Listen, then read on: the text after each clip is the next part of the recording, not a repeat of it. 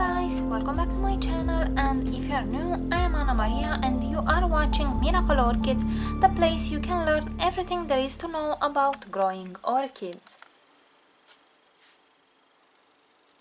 Alright, so in today's video we are going to talk about how to care for Dendrobium Firebird. It is the orange one which produces lots of blooms, but this orchid has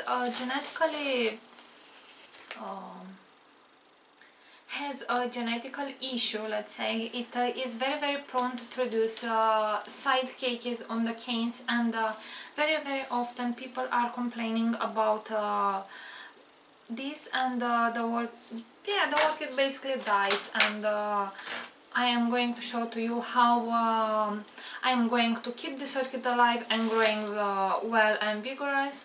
My orchid is producing new canes from the base of the orchid, which is the ones we need. So I will show you how I will repot the orchid, how I will care for it, and exactly what products I am going to use. Hopefully you are going to learn something from this, and with that being said, let's get started. First of all, we need to take the orchid out of its pot, and my orchid seems to be quite well rooted. It is potted in a very fine coconut husk with peat, and the orchid grew well in it, but I don't think it's a very good environment for orchids to be kept for much longer, because it is a very suffocating medium, especially if you are at the beginning and you kind of overwater it. So for example, mine seems to have quite a good root system at this point. And I am going to try not to stress it too much. So she was potted in organic medium, so I'm going to put it also in organic medium. Hopefully that will ensure that will survive as many roots as possible. And not only that, but Dendrobium nobiles, after you purchase them, they will require 1 to 2 years to establish to your environment, and until then they can be a bit off season, so they can produce keikis in the middle of winter, or they can bloom in the middle of summer, things of the sort. So I am going to do my best to help this orchid establish as fast as she can to my environment. And in order to do that, we need to mimic the medium or the environment she was already in before she came to me, which most probably was a very bright location. But this orchid should not receive high amounts of fertilizer, because she's very prone to produce these side keikis, which will eventually drain the orchid of energy. Sometimes they truly produce a keiki from every single node, so that is what we want to avoid. So that means that I need to provide little amounts of fertilizer to her, and that should be done with a low nitrogen fertilizer, or a balanced one, but a more diluted solution, let's say, because nitrogen promotes keiki growth, so we are trying to avoid that. And we want to encourage the orchid to produce growth only from the base. So whenever I am going to see a keiki starting to grow, I am going to snip it off. Although that might be a bit hard to do at first, because of course, well, you might actually want a keiki or two. It is better to let the orchid produce them from the base and not on the sides of the canes, because those are places where we want blooms and not keikis. Dani actually had this happening, and she let the keikis see what's happening, and the orchid just died. She was just too weak to grow anymore because she had too many babies. So yeah, I think this is pretty much all I can do with my hands at this point. I will go to the sink and shower the root system and show to you how it looks afterwards. So okay guys, now I have cleaned the root system. You can see I don't have much medium left, and I have also sprayed it with hydrogen peroxide 3%, which pretty much sterilized the roots, killed any possible snail or snail eggs that might have been on the orchid, although I don't think so because I see lots of root tips. The roots seem to be in good condition, so I just won't insist to cut any of them. The only thing that I want to show to you it is that the orchid is very prone to produce side keikis. Now these are already very large, and in about 1 to 2 weeks will have pretty good roots and can be potted separately, so those will be left on. But I have some very small ones starting from here, and these are actually the nodes where the blooms have been. These type of orchids do tend to produce keikis also from these sort of dried stems, because part of it, the bottom part of it, is still actually green underneath these sheets, and it has life, let's say. So I will go ahead and cut all of these stems with a pair of sterilized scissors, because I don't want any more keikis to grow from here. At the end I will spray it with hydrogen peroxide, and after, come on, and after all of these will be cut, I will also remove the very little ones. You should try to remove the keikis once you see them, they are not blooms. So once you see a little leaf starting to grow, I would just go ahead and cut it off, because they just drain energy from the plant. Now I know I have said that I'm going to fertilize it lightly with fertilizer with a low amount, let's say a more diluted one, but I have just read the tag of the orchid, and it indicates us that the orchid should be kept at about 20 Celsius, it should be watered once a week, and it should receive moderate amounts of sunlight, and it should not be eaten, of course.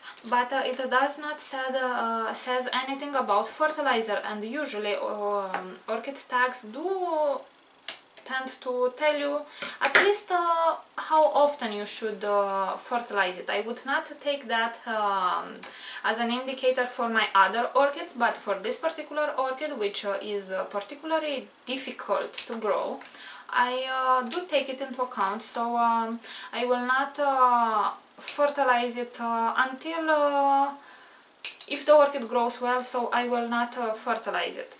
I will only fertilize it if I see it having a mineral deficiency, or I don't know, and I might actually just fertilize it by foliar feeding it. So we are going to see that in the future, because I have never tried to grow successfully this orchid before. So right now I am just testing these things out, and if the tag says so, I will go ahead and follow the recommendations. It is very important to cut all of these stems, because they will produce keikis, and we don't want that. So as I was saying, I have cut off all the dead stems, because I don't want to grow any more keikis from them. These ones will be left on until they produce just a little bit of fruits. Then I will put them in moss or in water culture, I will see. Now because this orchid is so prone to produce keikis, you really want to make sure that oopsie.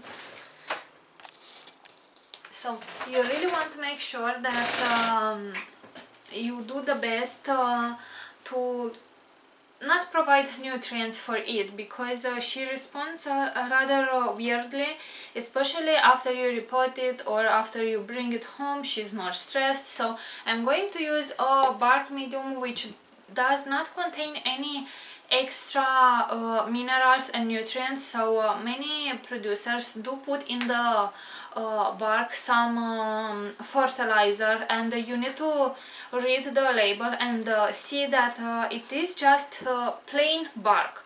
So here it is, the brand that I am going to use. It is Dr. Soil pine bark. It is a small one because this orchid does require a small bark medium.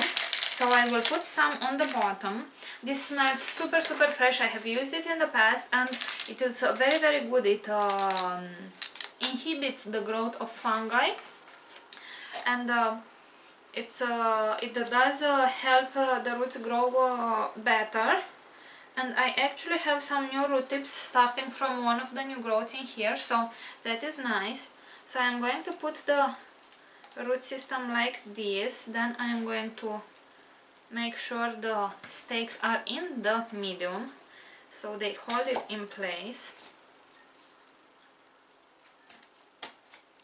And I'm going to put them now through the bottom because I don't want to hurt any roots later. So I'm going to hold it like this and gently put a medium around, making sure I'm putting medium in between the roots also, because we don't want any air gaps. And the medium does help me because it's a small one, so it does enter in between the roots more easily.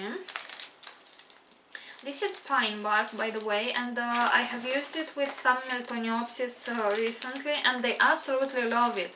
I will do some updates on it, but my orchid grew so fast. It is incredible. Not even in semi-hydro they didn't grow so well, so I might actually discover something interesting. But then I have used something from Dr. Soil as an bio-fertilizer as well, so that might have helped as well. This one will not receive such thing. This is going to only receive the medium, and in time, once in a while I might offer it some fertilizer, but not too much, and maybe a few times a year, maximum once a month. But on the label it doesn't says that you need to fertilize it, and I know that all orchids need to be fertilized, but this one is a bit special, so I might just foliar feed it. I will see, and I will do updates.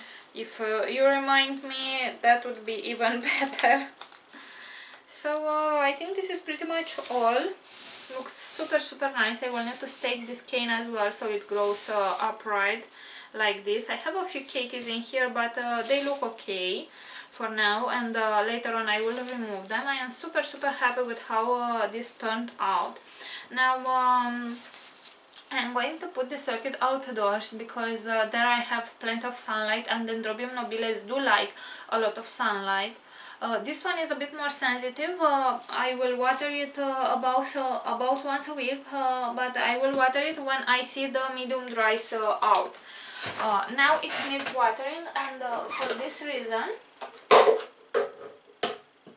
I'm going to use a decorative container, and the orchid will always sit in her decorative container like so. I really like this one, and it doesn't need to be a transparent one. As for temperatures, she will receive whatever I have in my growing environment. So in the nighttime, right now we are having about 16 Celsius, and in the daytime about 30. So it is a bit warm for it, but I'm sure it will adjust fast and nicely.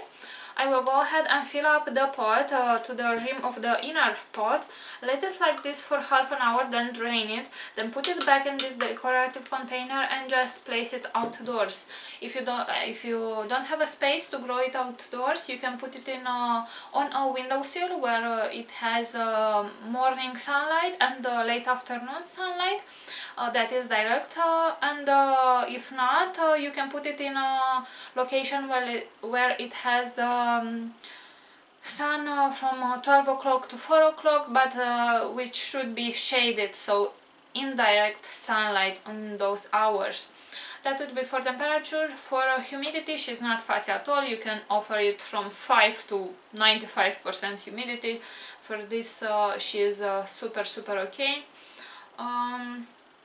Yeah, as for fertilizer, I will use this from Celcius, which I have received for testing. It is a 636 NPK, but you need to make sure that you provide some extra calcium, because this does not contain any calcium. So I will provide some extra calcium from Canna, as I said, not very often, because nitrogen will promote keiki growth on the cane. I will see, I will start low and slowly adjust it. Maybe I will see in time how it reacts. If you see that you fertilize it right now with a specific amount, and in 1 to 2 weeks it starts to push up crazy keikis everywhere, just remove them. Next time lower the amount of fertilizer until you just get an idea of what the orchid needs. Try to pay attention to the orchid.